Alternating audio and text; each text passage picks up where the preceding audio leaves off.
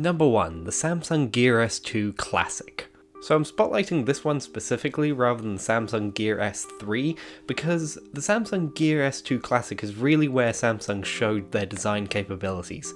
It actually looks like a beautiful watch. I have one myself, it's genuinely a great design, and it's where they made something revolutionary but didn't get much credit for it.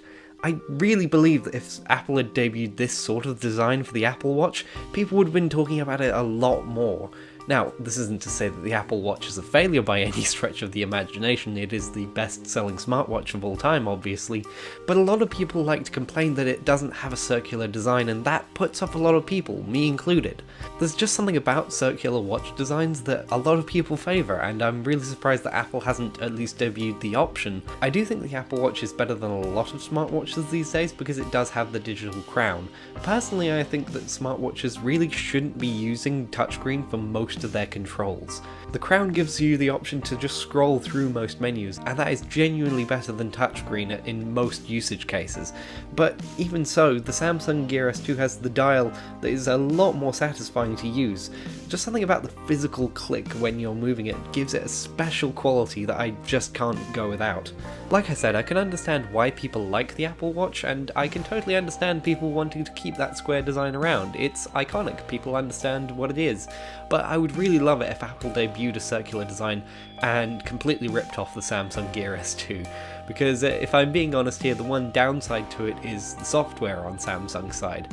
WatchOS is genuinely the best smartwatch software out there, and Samsung has been found to have terrible coding on their smartwatches that's vulnerable to security problems, it's very rarely updated, and even though it works really well for the day-to-day stuff, it doesn't have a wide app store to really support all the possible functions that a smartwatch could have. This is probably the only time, by the way, where Apple has the genuinely better software but bad physical design.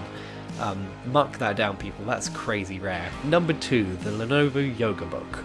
This is another strange thing where Lenovo has the better design than Apple in this case. I genuinely believe that if Apple had come out with this sort of design for the iPad Pro, people would have loved it and it would have been considered revolutionary. This would be the next stage of tablets if that were the case. The iPad really is the tablet market, if we're being honest, in terms of volume and visibility, but I seriously love this design. It's probably the only Android tablet that I've ever looked at and said that I'd consider buying it. The iPad Pro is a great product, I use it, I love it, and iOS 11 has really opened up the multitasking options to make it a genuinely professional device. But still, I would love it if it actually felt a bit more distinct from other iPads in the lineup. Adding this Halo keyboard would have been a great way to do that, and it would be a completely Apple move. We all know they hate keyboards, and this would be a great way of them making the iPad Pro more of like a MacBook. They could even get rid of the standard MacBook and make this the one product that they have right in the middle of their lineup. They could call it the iBook Mac Pad. Look, there isn't a really great name for this, but it would be a great product. This would also be a great opportunity for them to merge the operating systems, but we'll get onto that in another edition. Number 3, the Microsoft Surface Studio. This was where we really saw that Microsoft had become the new Apple in terms of making expensive but beautiful and revolutionary designs. Apple hasn't made something this exciting, especially in the PC space, for years, and this is where Microsoft came in with a wrecking ball and showed that they could really make something exciting. The video that they used to debut it was beautiful, and I'm really surprised that this isn't what the iMac looks like by now. Apple has really gone against the idea of merging PCs with touchscreens, but I can see this being used by artists, and that's what Apple said that they were really about back in the day when Steve Jobs was around. You can imagine this working, right? An iMac with Apple Pencil support that's really good for drawing on and has support from Adobe and all the other artistic app makers. I can't understand why Apple wouldn't do this by now. The iMac at this point almost looks antiquated with its massive bezels and all its computer parts stored in the bulge behind the screen.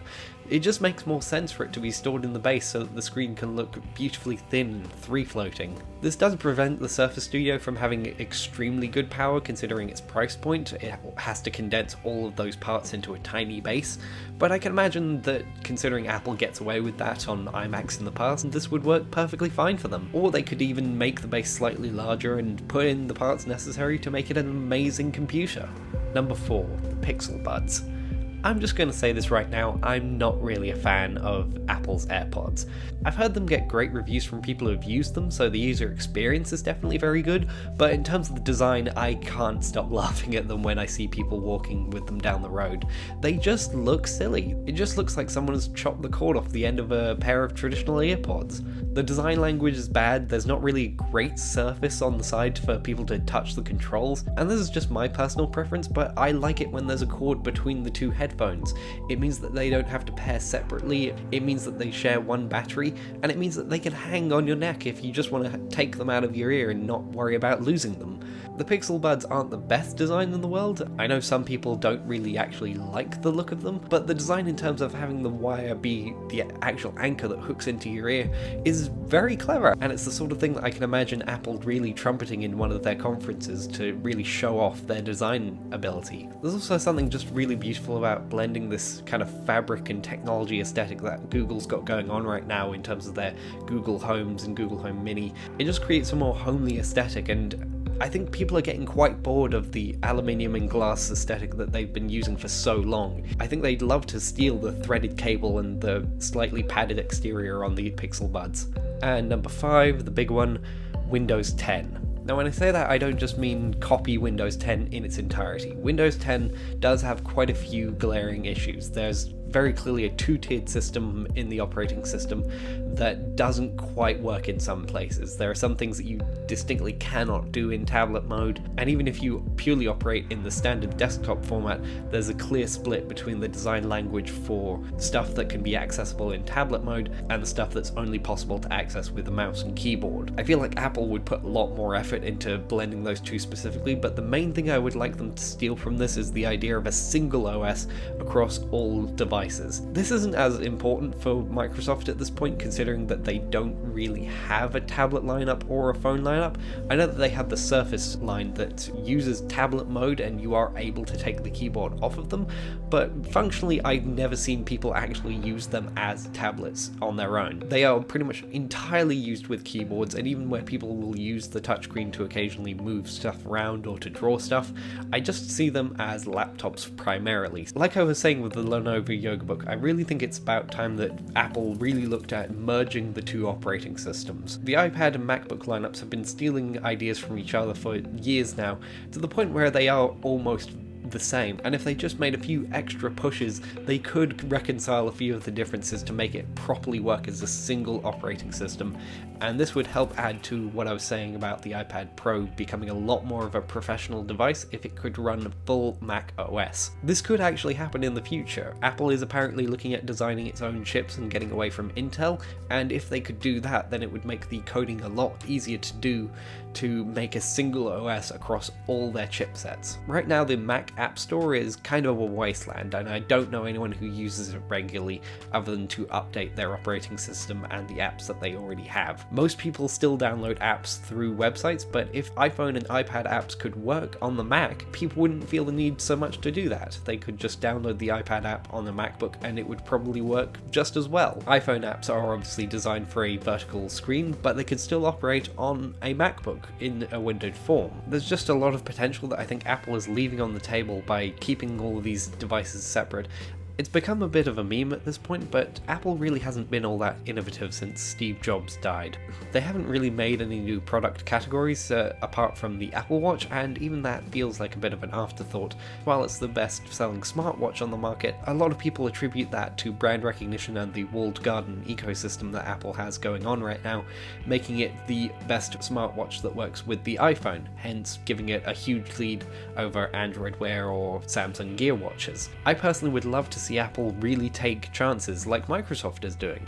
Microsoft and Google, they're producing these products that are basically trying to copy Apple's strategy of making beautiful, expensive products that are right on the bleeding edge and taking risks in ways that don't always pay off but really show where the boundaries are for customers' interests.